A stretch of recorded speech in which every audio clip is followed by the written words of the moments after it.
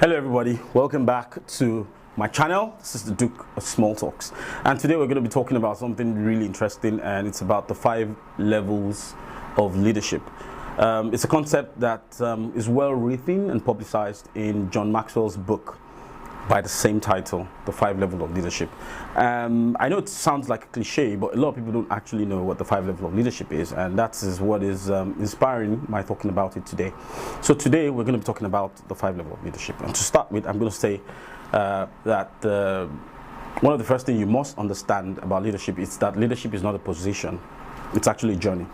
A lot of people believe that, when you call you a boss or a manager, that you have arrived at a certain point in your life and then you can boss people around. But the truth is, it is actually the beginning of the journey for you. Because if you go by John Maxwell's 5 steps, 5 levels of leadership, you need to transit from the first to the 5th, because there are 5 of them. So, and I'll tell you more about it when we come back. Welcome. Alright, welcome back. Please subscribe to my channel, The Duke of Small Talks, on YouTube, and you can follow me on any of my social media pages. So having a title doesn't make you a leader, right? And I think I take a bit of reservation to when people call me boss, because it actually puts me on level 1, which of course I'm not. So the truth is, the first level of leadership is the positioning. It means the authority is conferred to you or on you by the fact that you hold the title. You don't wield any power other than the fact that you are the manager or you're the supervisor. So if you fall into, a lot of people fall into this leadership level. They wield the power and that is conferred on them. If they ask you to do something and you don't do it, you get a query. You're not inspiring anybody, you're just making sure that the job gets done. If you are that, you're actually at the very least level of that pyramid. That's what it means. To be a great leader, you cannot work with positioning. But ironically, everybody who has risen from 1 to 5 would have to start from number 1, which is leadership conferred to you by your positioning. So if you're that kind of leader who is you're positioned by your authority or your title to be a leader, then what you can do to move up that ladder is to show more interest into people you work with, develop a trust system with them, and spur them to become better versions of themselves. So that's it. So the second level of leadership is called the permission. Here, people follow you because they want to. All right? So it's not just because you have a title, but because they want to. And they want to because you listen to them.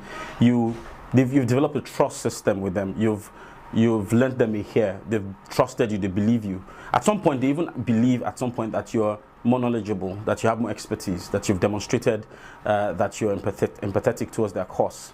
All right, so people follow you. If you've grown into that leader, that people don't just respect you because you have that title that says you're the boss.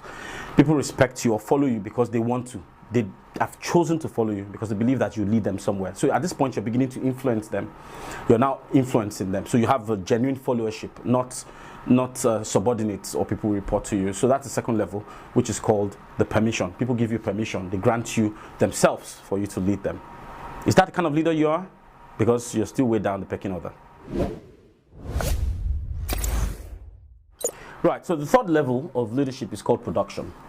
So here it's a bit interesting because you're now not just known to be an expert at what you do, or you're not just known to be influencing people, but now you are producing fantastic results. You're getting results in the organization and you're being known to be productive. All right, so people follow you. You already have the team. You can have the team, people following you, but you may not necessarily be getting results, and not just getting a one-time result. You're known to be consistently hitting the right notes, and guess what? You can't hit the right notes unless you have the right team, and the right team can only be developed when you have the second level, where you have followers who are genuinely interested in following you because they believe that you have the skill set that's required them to take them across the divide. Now the problem here with being in the level 2 is that people take advantage of the fact that you're trying to listen to them, you're cutting them slack here and there and trying to blend with their kind of personality. In level 3, you expect the team to work efficiently, consistently delivering results, and then you're known and recognized to always be delivering results. Of course, at that level, when you're getting all the results and you're getting all the accolades, you need to pass some down to the team.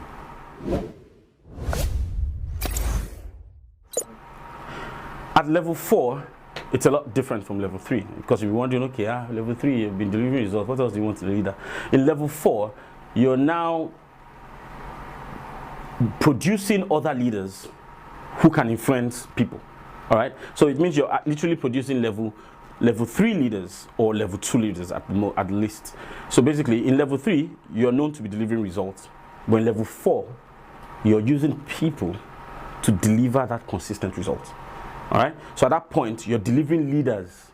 You're producing and developing leaders as people development. You're producing and developing leaders just like you. So everywhere you go, you have people who have the style, the thinking, the philosophies that you have ingrained in them, that you have trained them in, or that you've put into them. And so they, by virtue of that kind of leadership that you provided, can also replicate it to the guys who follow. So in essence, you can develop an organization that is at least full of level 3 leaders who are consistently delivering results. And of course, for organizations or wherever it is you work, whether it is in your private business or in corporate organizations, you need to develop level 3 leaders who are consistently achieve results by getting and maximizing value from the guys whom they work with. All right, so at this point, you're literally developing other leaders who are just like you.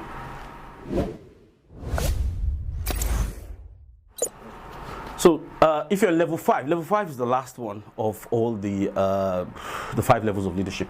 Now the interesting thing is, I talked about a pyramid before, and the base of the pyramid is the level 1 leaders, the leaders who are there by position, and then that pyramid tapers up onto the pinnacle, which is the level 5.